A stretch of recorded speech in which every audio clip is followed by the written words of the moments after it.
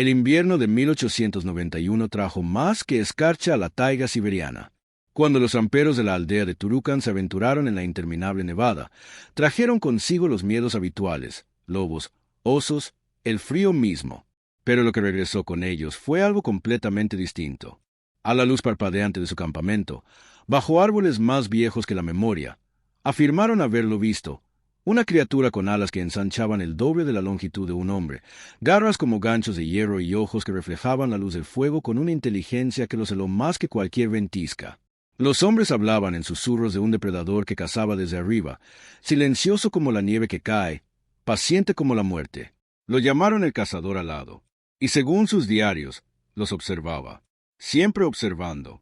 La pregunta que resuena a lo largo de más de un siglo no es si vieron algo, sino que fue y si todavía está ahí fuera, dando vueltas bajo las estrellas heladas. La naturaleza siberiana de finales del siglo XIX era un reino en sí misma, una vasta extensión de bosque de taiga, ríos helados y montañas que parecían rozar el cielo. Fue aquí, en el invierno de 1891, donde un grupo de 12 tramperos rusos estableció un campamento estacional a orillas del río Yenisei, aproximadamente 200 kilómetros al norte de lo que hoy es la ciudad de Turukan. Estos hombres no eran novatos. Eran cazadores experimentados, familiarizados con las brutales realidades de la supervivencia siberiana. Su líder, un hombre llamado Viktor Sokolov, había pasado 18 inviernos en estos bosques. Sus diarios, descubiertos décadas después en un monasterio cerca de Krasnoyarsk, ofrecen el primer relato detallado de lo que se convertiría en una de las leyendas críptidas más persistentes de Siberia. El campamento se construyó según la tradición. 3 estructuras de troncos dispuestas en triángulo, con una hoguera central que ardía continuamente durante los meses de oscuridad. Los hombres habían llegado a principios de noviembre, cuando las primeras nevadas fuertes sumieron la tierra en un silencio blanco. Su misión era sencilla: atrapar martas sibelinas, zorros y armiños, recolectar las pieles y regresar a la civilización antes de que el deshielo primaveral imposibilitara el viaje. Durante las 3 primeras semanas, todo transcurrió con normalidad. Las trampas produjeron buenas capturas.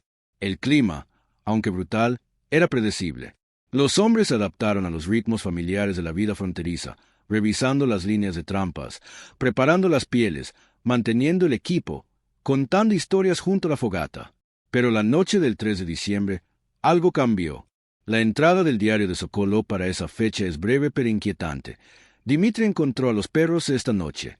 Los 3 muertos, dispuestos en fila frente a la cabaña oriental. No había sangre en la nieve, solo las nuestras. Sus cuellos estaban rotos de forma limpia y profesional.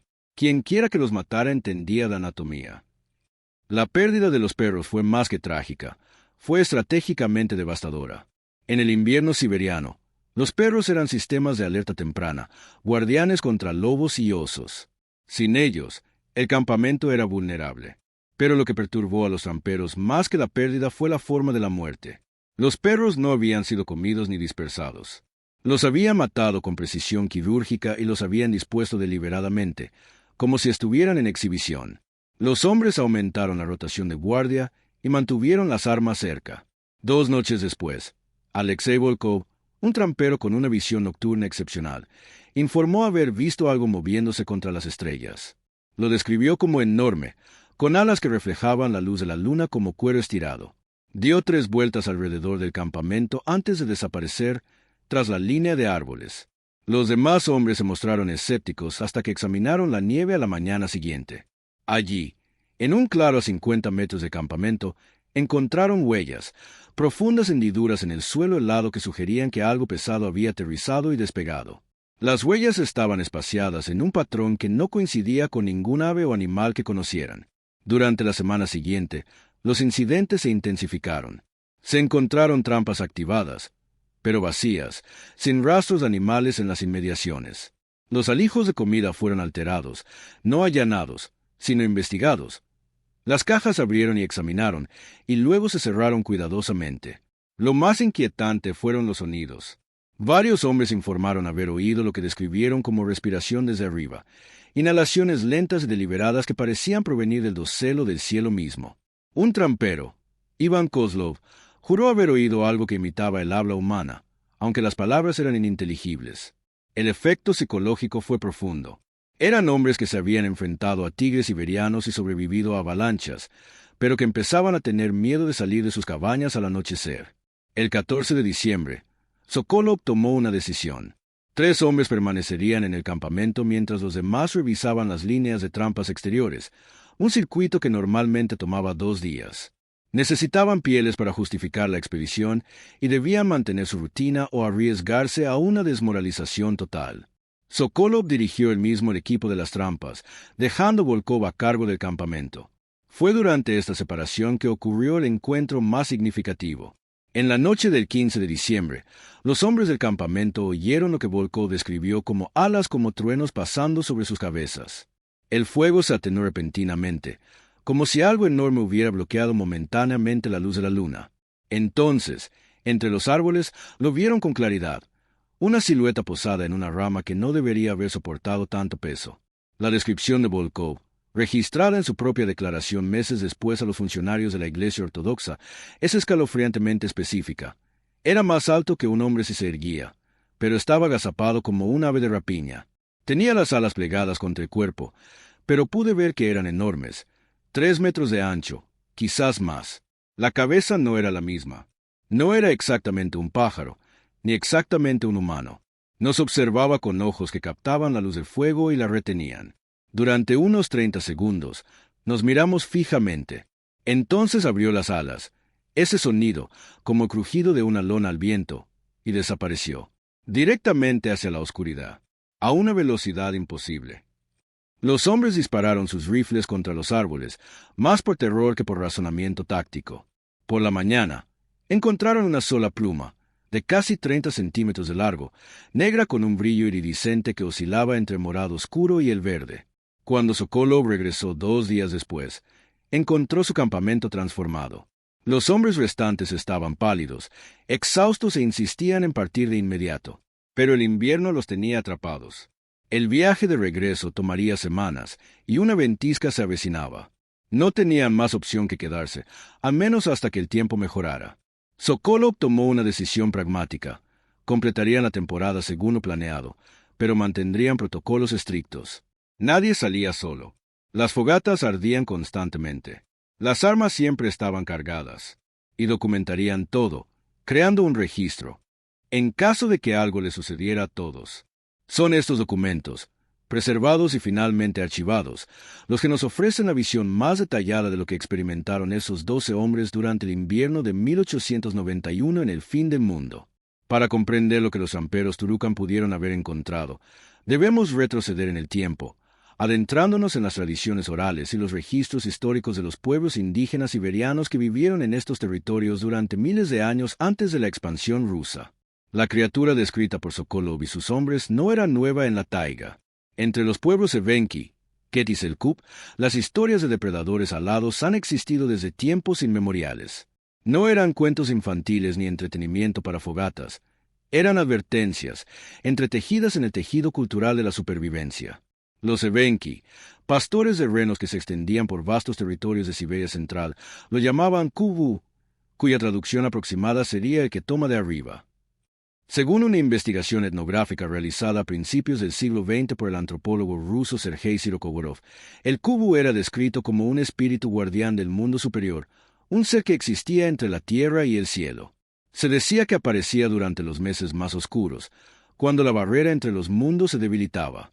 Los Evenki creían que se sentía atraído por la actividad humana en las profundidades de la naturaleza, en particular por aquellos que mostraban falta de respeto a la tierra o se aventuraban demasiado lejos de los caminos establecidos.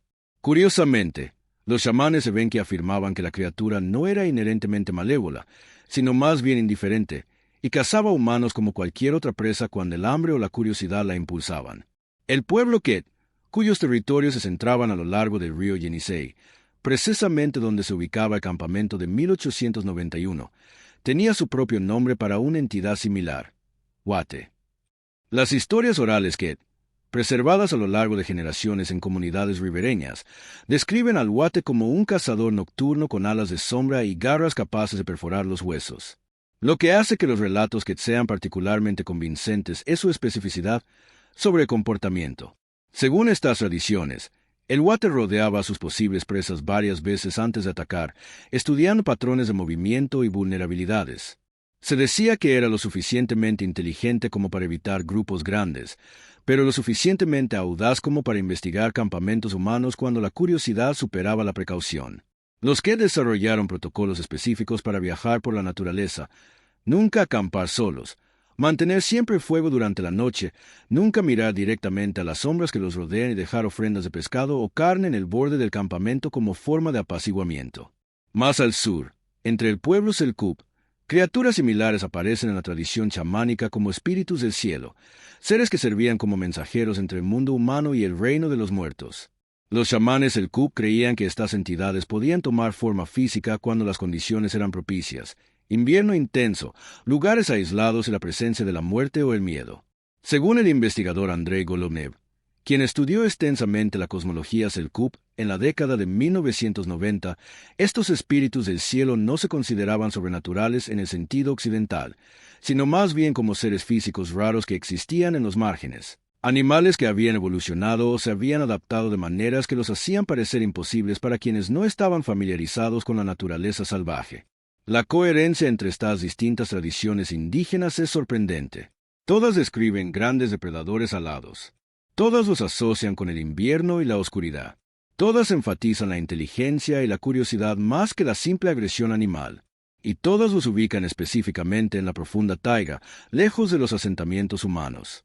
Cuando la colonización rusa se adentró en Siberia en los siglos XVI y XVII, estos relatos indígenas fueron en gran medida descartados como superstición por los sacerdotes ortodoxos y los administradores cosacos.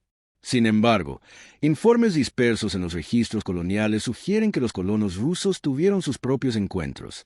Un informe de 1677 del fuerte de Mangaseya, en el río Taz, menciona un pájaro diablo que atacó a una partida de caza, matando a 2 hombres antes de ser ahuyentado con fuego.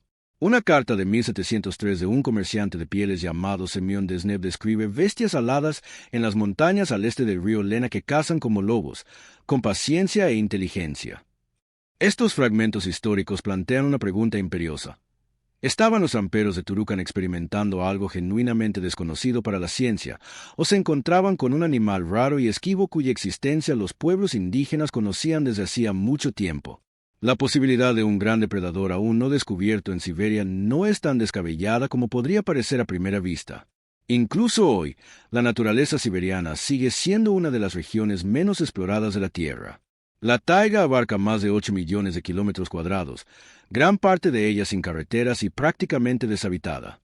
Se siguen descubriendo nuevas especies, aunque generalmente organismos más pequeños.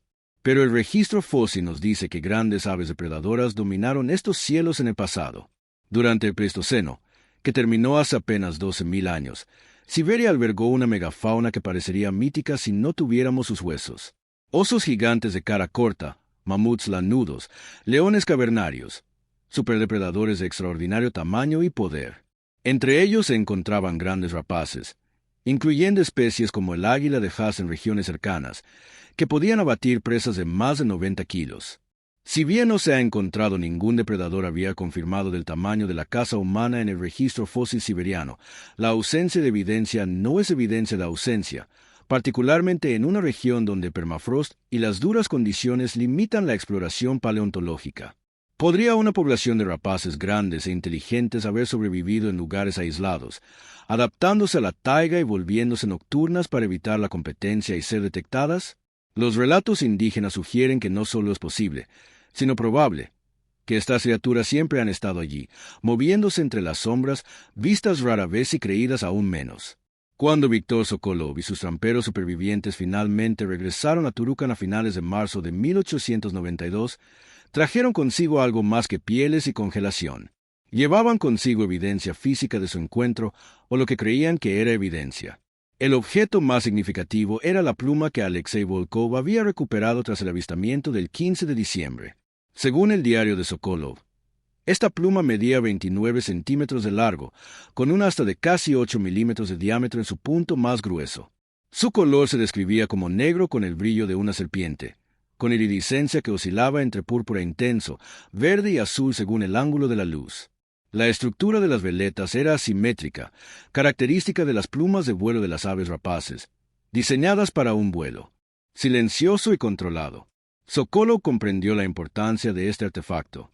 Lo envolvió cuidadosamente en una lona aceitada y, al llegar a Turukan, solicitó que cualquier persona con conocimientos científicos lo examinara.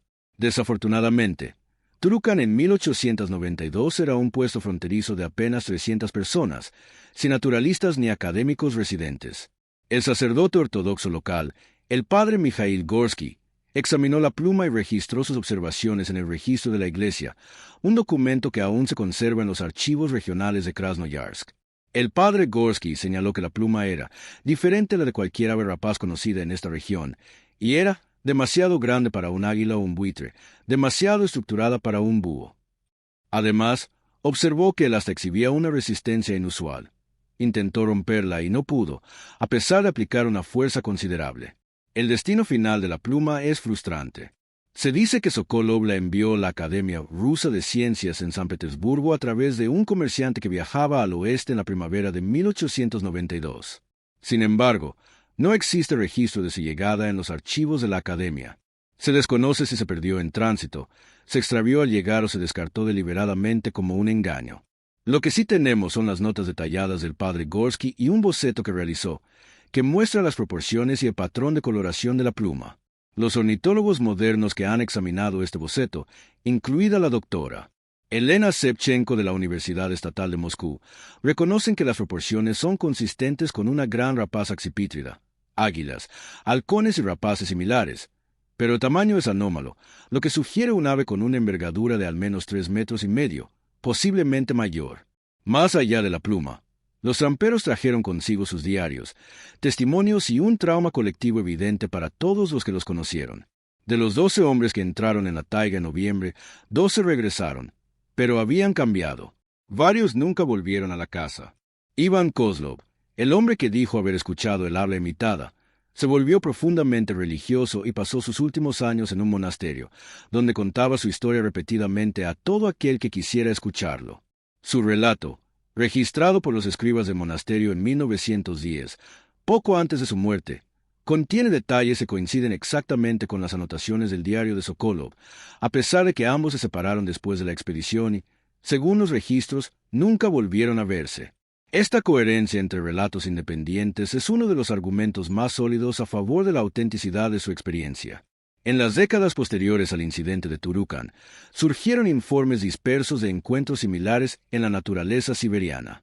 En 1906, un equipo de investigación geológica que trabajaba en la región de la meseta de Putorana, a unos 800 kilómetros al noreste de Turukan, informó haber visto un enorme pájaro negro que siguió su campamento durante 3 noches consecutivas. El líder de la expedición, el geólogo Dmitry Kalinin, lo describió como de una envergadura comparable a la de una avioneta, una curiosa comparación para 1906, tan solo 3 años después del primer vuelo de los hermanos Wright, lo que sugiere que Kalinin tenía dificultades para encontrar una referencia adecuada para algo realmente enorme. En su informe oficial, Kalinin señaló que la criatura mostraba un comportamiento incompatible con las especies de aves conocidas. Volaba en círculos a una altitud y un radio constantes, como si estuviera realizando un reconocimiento. Cuando disparamos bengalas para iluminarlo, no huyó, sino que ajustó su altitud para mantenerse justo fuera del alcance efectivo de la luz. Esto no sugería instinto animal, sino inteligencia calculada. Una expedición soviética de 1923 a la cordillera de Verkhoyansk, una de las regiones habitadas más frías de la Tierra, registró un incidente notablemente similar al encuentro con Turukan. La expedición, liderada por la botánica doctora Alexandra Potanina, estudiaba la vegetación alpina cuando su campamento se acercó a lo que describieron como un depredador alado de tamaño extraordinario. El relato de la doctora Potanina, publicado en el Boletín de la Academia Soviética de Ciencias, describe que la criatura aterrizó aproximadamente a 100 metros del campamento, observó al equipo durante varios minutos y luego se marchó. Observó una postura bípeda al aterrizar, alas plegadas a lo largo del cuerpo y una estructura de la cabeza claramente aviar, pero proporcionalmente más grande de lo esperado para su tamaño corporal. Cabe destacar que la doctora Potanina era una científica de formación, sin interés previo en la criptozoología ni el folclore. Su informe fue clínico, detallado e incluyó mediciones estimadas mediante equipos topográficos. Calculó una envergadura de entre 3 y 4 metros. Estos relatos, que abarcan 3 décadas y cientos de kilómetros, forman un patrón. Los avistamientos se agrupan en regiones remotas de alta latitud. Ocurren principalmente en invierno o principios de primavera. Las criaturas exhiben una morfología consistente, gran tamaño, coloración oscura, alas adaptadas para el vuelo silencioso, inteligencia en el comportamiento.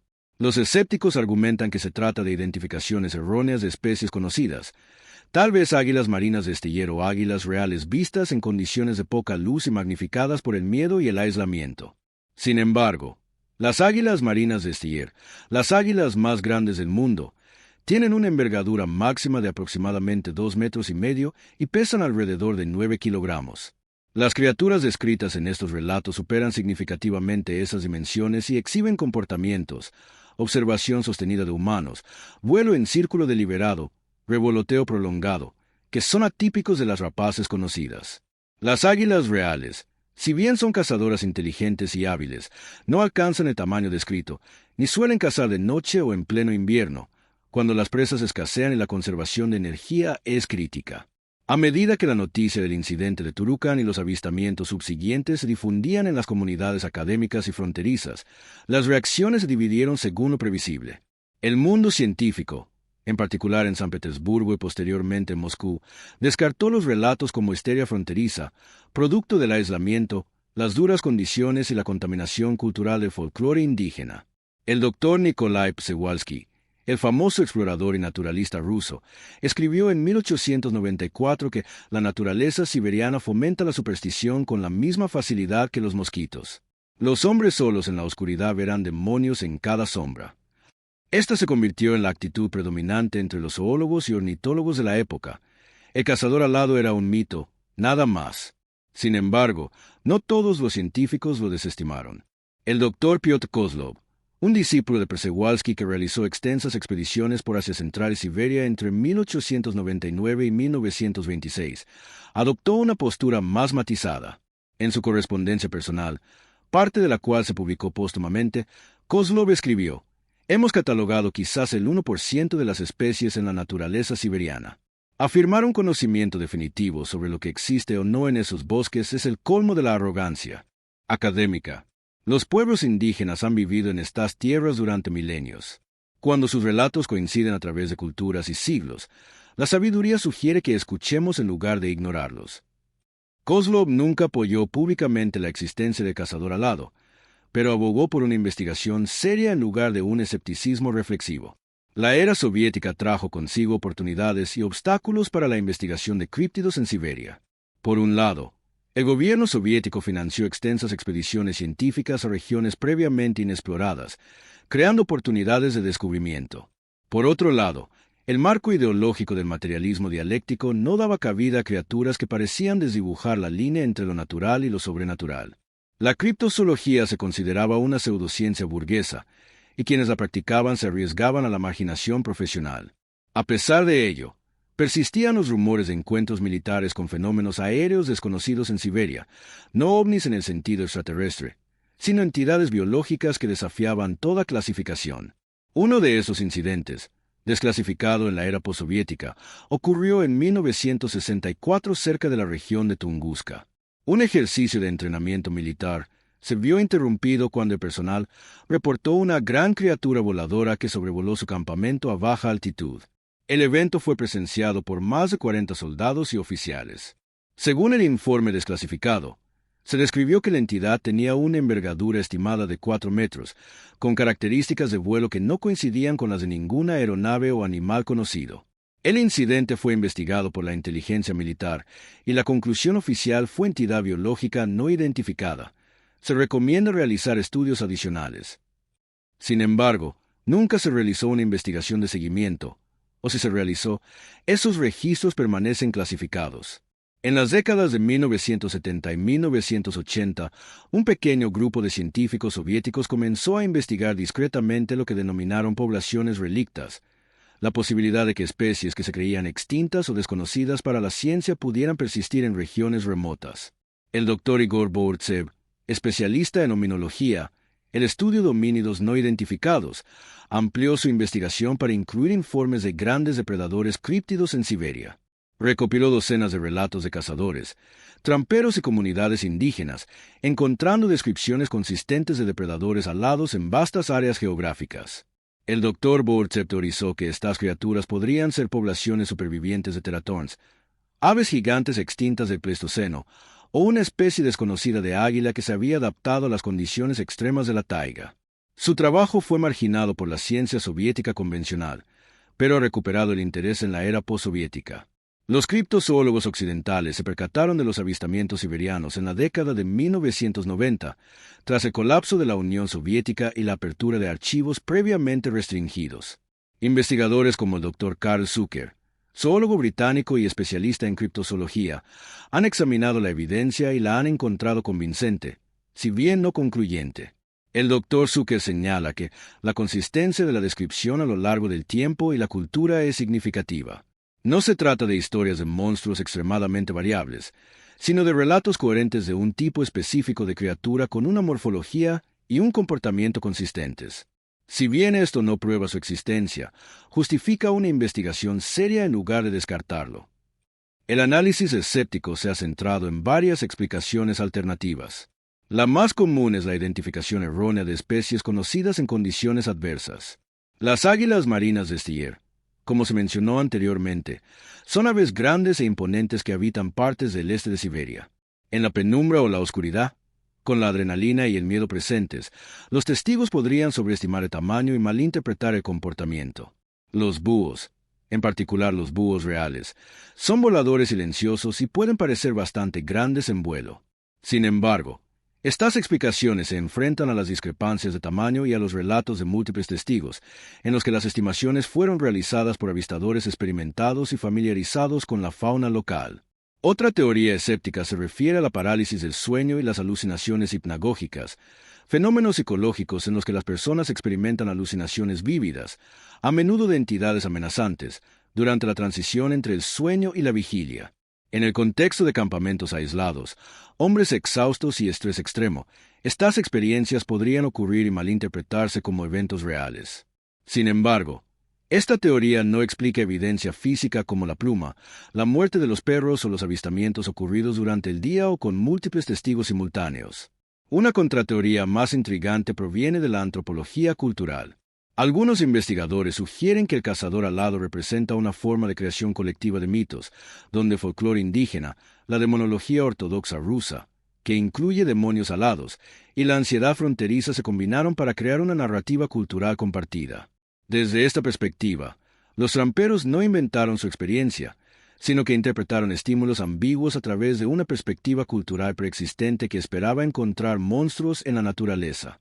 Esta teoría tiene mérito para explicar la difusión y persistencia de la leyenda, pero tiene dificultades para explicar la especificidad de las descripciones físicas y el hecho de que surgieran informes similares de individuos sin conocimiento aparente de relatos anteriores. La verdad, como suele ocurrir en criptozoología, probablemente reside en el espacio entre la creencia absoluta y el escepticismo absoluto.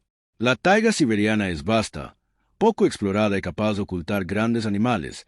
Esto lo demuestra la confirmación relativamente reciente de la población de tigres siberianos en regiones que se creía carecían de ellos. El registro fósil confirma la existencia de grandes aves depredadoras. Los sistemas de conocimiento indígenas, aunque a veces se expresan a través de marcos mitológicos, a menudo contienen elementos de verdad ecológica que la ciencia occidental confirma posteriormente. La pregunta no es si es posible que exista una gran rapaz desconocida en Siberia. Es posible. La pregunta es si la evidencia que tenemos alcanza el nivel de prueba. Y en esa pregunta, tanto creyentes como escépticos pueden estar de acuerdo. ¿No es así? Todavía no. La historia del cazador alado podría haber quedado en un lugar oscuro en la literatura criptozoológica, de no ser por una controvertida expedición realizada en el invierno de 2003 a 2004. Dirigida por el Dr. Yuri Volkov, sin parentesco con Alexei Volkov, el testigo original. Esta expedición, financiada con fondos privados, buscó investigar la región donde ocurrieron los encuentros de 1891, utilizando tecnología moderna y una metodología científica sistemática. Sus descubrimientos reavivaron el debate y trasladaron la leyenda al siglo XXI. El doctor Volkov, zoólogo especializado en ecología aviar, se interesó en los relatos de cazador alado durante su investigación doctoral sobre las aves rapaces siberianas. A diferencia de muchos criptozoólogos, Volkov abordó el tema con escepticismo. Creía que los relatos probablemente representaban identificaciones erróneas, pero pensó que patrón de informes podría revelar algo interesante sobre la ecología regional o el comportamiento animal. Con financiación de una productora de documentales alemana y el apoyo de la Sociedad Geográfica Rusa, reunió a un equipo de 6 investigadores, entre ellos un ornitólogo, un fotógrafo de vida silvestre, un especialista forense y 2 guías expertos en áreas naturales. La expedición llegó a la región de Turukan en diciembre de 2003, casi 112 años después del campamento de Sokolov. Utilizando registros históricos y análisis geográficos, establecieron su campamento base a 5 kilómetros de la ubicación estimada del sitio original de 1891. Su metodología fue sistemática. Cámaras activadas por movimiento ubicadas por todo el bosque circundante, equipos de grabación de audio en funcionamiento continuo y patrullas regulares para buscar huellas, excrementos, plumas u otras evidencias físicas. También pasaron tiempo con las comunidades evenki locales, recopilando relatos contemporáneos y conocimientos tradicionales. Durante las primeras 3 semanas, la expedición documentó una extensa fauna silvestre, linces, lobos, martas sibelinas y varias especies de búhos. Pero nada anómalo. La moral del equipo empezó a decaer a medida que las duras condiciones y la falta de resultados se hacían sentir. Entonces, la noche del 9 de enero de 2004, algo cambió. Aproximadamente a las 23:47, varias cámaras activadas por movimientos se activaron simultáneamente en una secuencia que sugería la presencia de algo grande moviéndose entre las copas de los árboles. Las cámaras capturaron una serie de imágenes, 14 en total, distribuidas en 4 estaciones diferentes, que siguen siendo controvertidas hasta el día de hoy. Las imágenes no son nítidas. Fueron tomadas de noche, en invierno, a través del bosque, con un equipo que, si bien era de calidad profesional para 2003, carecía de la sensibilidad de la tecnología moderna. Lo que muestran son formas oscuras contra fondos aún más oscuros, estructuras con forma de alas y, en 3 fotogramas, lo que parece ser una gran figura encaramada en un árbol a unos 12 metros del suelo. Los escépticos argumentan que las imágenes solo muestran sombras, nieve y ramas de árboles, interpretadas como algo más significativo. Los creyentes argumentan que la secuencia y el momento de las capturas, junto con el tamaño aparente de las formas, no pueden descartarse fácilmente. Más impactante que las fotografías fue lo que ocurrió después. El equipo fue alertado de los disparos de la cámara por su sistema de monitoreo y se desplegó de inmediato en la zona. 15 minutos después de las capturas, ya estaban en el lugar con linternas y equipo de imagen térmica. La cámara térmica, operada por el fotógrafo de vida silvestre Hans Kreiner, detectó una señal de calor en el dosel a unos 100 metros de su posición. Kreiner la describió como grande, elevada y en movimiento, características compatibles con una criatura viva en los árboles. La señal permaneció visible durante aproximadamente 4 minutos antes de ascender rápidamente y desaparecer del alcance de la cámara térmica, una salida que requeriría volar o escalar a una velocidad imposible. El equipo examinó la zona al amanecer. Encontraron indicios de la presencia de algo sustancial, ramas rotas a una altura considerable, profundas huellas en la nieve de una rama ancha a unos 15 metros de altura y, lo más intrigante, varias marcas en la corteza del árbol que parecían ser marcas de garras. El doctor Volkov recogió muestras de la corteza dañada y de la nieve de las marcas de las ramas. Un análisis posterior de la corteza mostró profundas hendiduras paralelas compatibles con grandes garras, aunque su tamaño excedía al de cualquier rapaz siberiana conocida. Las muestras de nieve contenían trazas de material biológico, células cutáneas y lo que parecían ser fragmentos de plumas degradadas. Se intentó realizar un análisis de ADN, pero las muestras estaban demasiado degradadas para obtener resultados claros. Los fragmentos coincidían con los marcadores aviares, pero no se pudo identificar la especie. Durante las 2 semanas siguientes, la expedición experimentó 2 eventos significativos más. El 17 de enero, los miembros del equipo reportaron haber escuchado vocalizaciones que no pudieron identificar, llamadas profundas y resonantes, más complejas que el canto de las aves, con una estructura casi conversacional, según las notas de campo del Dr. Volkov. Estos sonidos fueron grabados con equipos de audio y analizados por varios ornitólogos. El consenso es que son de origen biológico, probablemente aviar, pero no coinciden con ninguna especie conocida en la base de datos regional. Algunos han sugerido que podrían ser llamadas de águilas o cuervos distorsionadas por la distancia y las condiciones atmosféricas, pero esto sigue siendo especulativo. El evento final ocurrió el 23 de enero, la última noche antes de la salida programada del equipo. Aproximadamente a las 2 de la mañana, algo se acercó al perímetro del campamento. Los 4 miembros del equipo de guardia informaron haber visto una gran figura moviéndose al borde de la luz del fuego. Hans Kreiner intentó fotografiarla, pero su flash falló, una falla que posteriormente no pudo explicar, ya que el equipo funcionó con normalidad. El Dr. Volkov apuntó un foco de alta potencia hacia la figura. Por un breve instante, relató más tarde, la vio con claridad. Una figura parecida a un pájaro, erguida, de al menos 2 metros de altura. Alas parcialmente plegadas. Ojos que reflejaban la luz como los de un gato. Estuvo allí unos 3 segundos, luego se movió hacia arriba, con un sonido como el chasquido de un látigo. Simplemente desapareció. Los demás testigos corroboraron el avistamiento, aunque los detalles variaron ligeramente en sus relatos, un fenómeno común en situaciones de observación de alta tensión. La expedición de 2003 a 2004 concluyó sin pruebas definitivas, pero con suficientes pruebas ambiguas como para evitar su desestimación. El Dr. Volkov publicó sus hallazgos en una revista de ecología con revisión por pares, presentándolos cuidadosamente como actividad aviar no identificada que justifica mayor investigación, en lugar como prueba de la existencia de una especie de críptido. El documental producido a partir de la expedición, titulado Alas sobre Siberia, se emitió en la televisión europea y atrajo la atención internacional sobre la leyenda del cazador alado.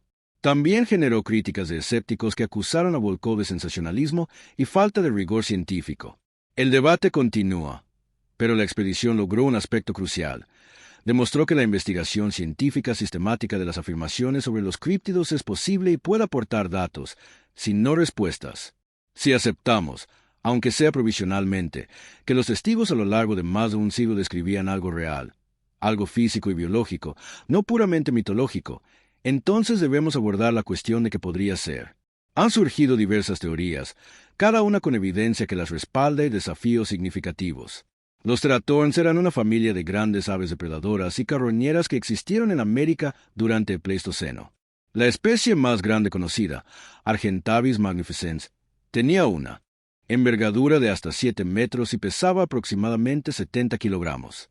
Si bien no se han encontrado fósiles de teratorns en Siberia, su ausencia no constituye una prueba concluyente de su ausencia, especialmente en una región donde las condiciones de fosilización son deficientes y la exploración paleontológica es limitada.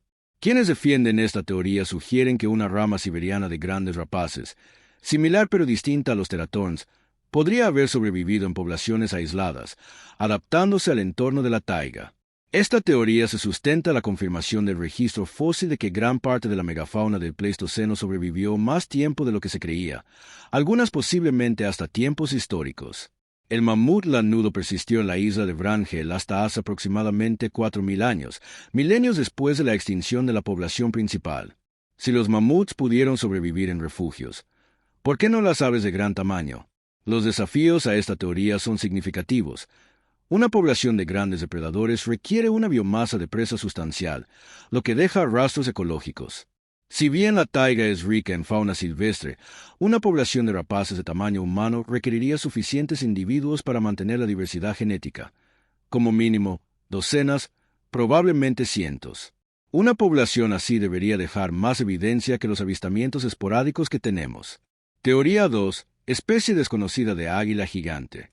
Una teoría más conservadora propone que el cazador alado no es una especie relicta del Pleistoceno, sino una especie moderna aún no descubierta de águila de gran tamaño. Las águilas son muy adaptables e inteligentes, y ocasionalmente se descubren nuevas especies de aves, aunque generalmente en regiones tropicales. Las condiciones extremas de la taiga podrían haber impulsado la evolución de un águila de mayor tamaño que lo habitual. El gigantismo es una respuesta evolutiva conocida a los climas fríos, regla de Bergman. Esta especie podría ser nocturna o crepuscular para evitar la competencia con las rapaces diurnas, lo que explica su rareza en los avistamientos humanos. La fortaleza de esta teoría reside en su plausibilidad biológica. No requiere una supervivencia que desafíe la extinción ni una anatomía radicalmente nueva, solo un águila muy grande y esquiva. La debilidad radica en el problema del tamaño. Las águilas están limitadas por la física del vuelo. Más allá de cierta masa, la energía requerida para un vuelo sostenido se vuelve prohibitiva. El ave voladora más grande jamás confirmada es el albatros errante, con una envergadura de hasta 3,5 metros y un peso de tan solo unos 12 kilogramos, diseñado para planear, no para el vuelo con motor ni para la depredación. Una águila con una envergadura de 4 metros, capaz de los comportamientos depredadores descritos, tendría que ser extraordinariamente masiva y superaría los límites de la capacidad de vuelo de las aves. No es imposible, pero sí improbable. Teoría 3. La identificación errónea se ve magnificada por el entorno y la cultura. La interpretación escéptica sostiene que el cazador alado es un fenómeno psicológico y cultural más que biológico. Especies conocidas, pigargas de Esteller, águilas reales, búhos reales, son vistas en condiciones precarias por observadores estresados y aislados, con una predisposición cultural a creer en estas criaturas.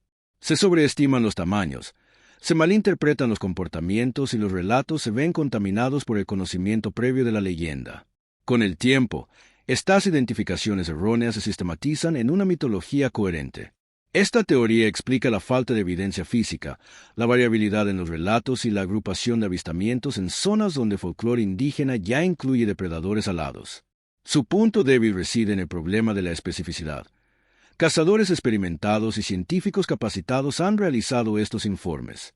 Si bien es cierto que se producen identificaciones erróneas, la consistencia entre observadores independientes, algunos sin conocimiento previo de la leyenda, es difícil de descartar por completo como un error y una histeria. Además, esta teoría presenta dificultades con la evidencia física, como la pluma, las marcas de garras y las vocalizaciones no identificadas. Teoría 4. Híbrido o mutación. Una teoría más especulativa sugiere que el cazador alado podría ser un híbrido o una mutación genética, quizás un cruce entre especies de águila y búho, que combina el tamaño de las águilas con la adaptación nocturna de los búhos. La hibridación entre especies de aves estrechamente relacionadas ocurre en la naturaleza, aunque las crías suelen ser infértiles o inviables. Una población híbrida estable requeriría condiciones muy específicas y la mayoría de los ornitólogos la consideran improbable. Por otro lado, una mutación que provoque gigantismo en una especie conocida podría producir individuos de tamaño anómalo, lo que podría ser interpretado como una nueva especie por testigos que desconocen la variabilidad dentro de la especie. Esta teoría es la más débil desde el punto de vista científico, ya que requiere la coincidencia de múltiples eventos de baja probabilidad. Sin embargo, no puede descartarse por completo.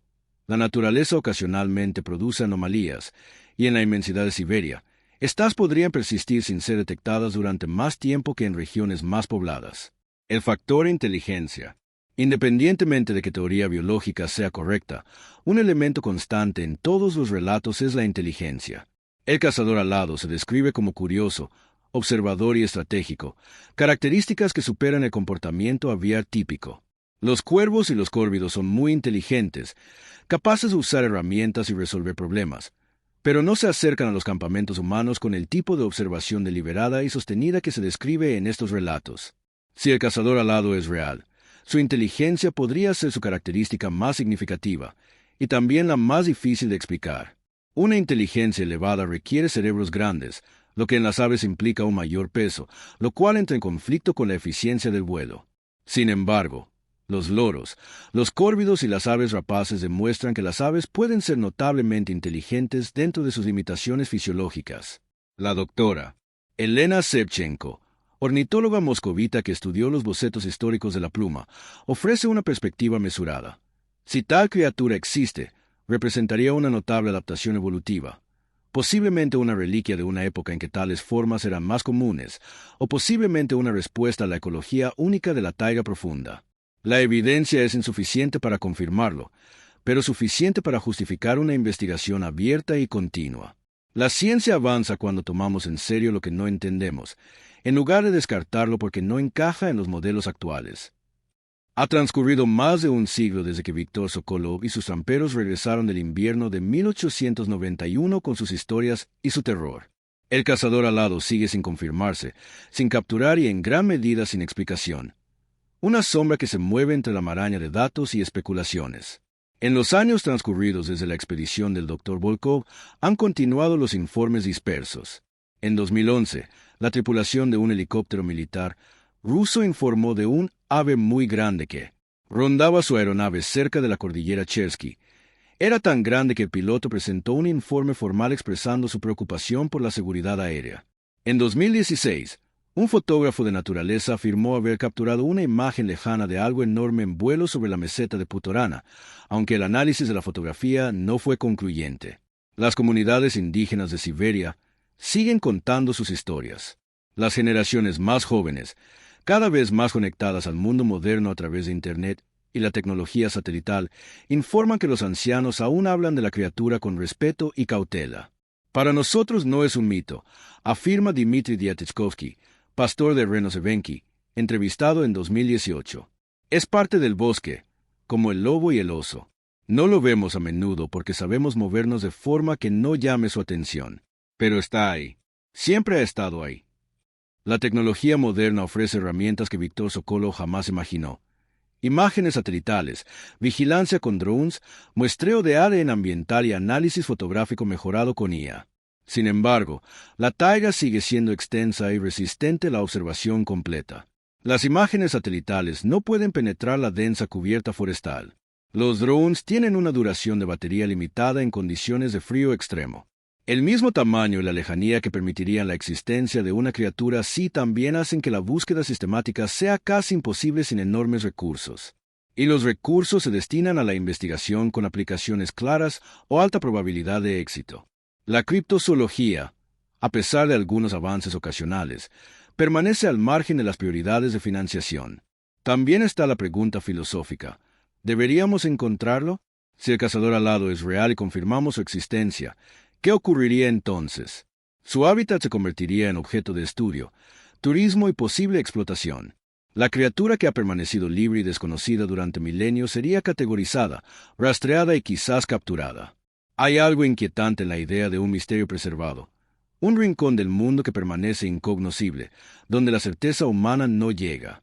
Quizás la mayor adaptación para la supervivencia del cazador alado no sea su tamaño ni su inteligencia, sino su carácter elusivo, su capacidad de permanecer fuera del alcance de la prueba. Para los creyentes, el misterio se sustenta en la esperanza y el reconocimiento de patrones. Cada nuevo informe, cada fotografía ambigua, cada relato indígena se suma a la constelación de evidencia, construyendo un caso mediante la acumulación. Para los escépticos, cada fracaso en presentar pruebas definitivas confirma su postura. Las afirmaciones extraordinarias requieren evidencia extraordinaria, y esa evidencia no se ha materializado. Ambas posturas son racionales. Ambas son incompletas. Lo que podemos afirmar con certeza es que algo les ocurrió a esos 12 tramperos en el invierno de 1891. Experimentaron algo que los afectó profundamente, algo tan consistente que sus relatos independientes coinciden décadas después. Si ese algo fue una realidad biológica, un fenómeno psicológico o alguna interacción entre el entorno, la cultura y la percepción es la pregunta que sigue abierta. La taiga guarda bien sus secretos. En definitiva, la leyenda del cazador alado tiene un propósito que va más allá de la cuestión de la existencia. Nos recuerda que el mundo es más grande que nuestro conocimiento de él. Desafía la suposición de que todos los descubrimientos significativos ya se han hecho, de que todos los misterios se han resuelto. Nos invita a mirar el cielo invernal, a la oscuridad entre las estrellas, y a preguntarnos qué nos estará mirando. Y en esa reflexión, en esa preservación del asombro y la humildad ante lo desconocido, hay un valor que trasciende la prueba o la refutación. La naturaleza siberiana se extiende, fría, oscura y vasta. En algún lugar de sus profundidades, en lugares a los que no llegan los caminos y donde pocos humanos aventuran, algo podría estar aún dando vueltas, observando, esperando, sobreviviendo. O quizás solo haya viento, sombra y los patrones eternos de la naturaleza conocida. Sea como sea, el misterio perdura, y mientras perdure, también perdura la posibilidad de asombro. Los tramperos ya no están, sus huesos son polvo, sus historias archivadas. Pero su pregunta permanece, susurrada de generación en generación, llevada por el viento invernal. ¿Qué nos observaba desde la oscuridad? ¿Qué era el cazador alado? No lo sabemos. Quizás nunca lo sepamos. Y quizás así sea exactamente como debería ser.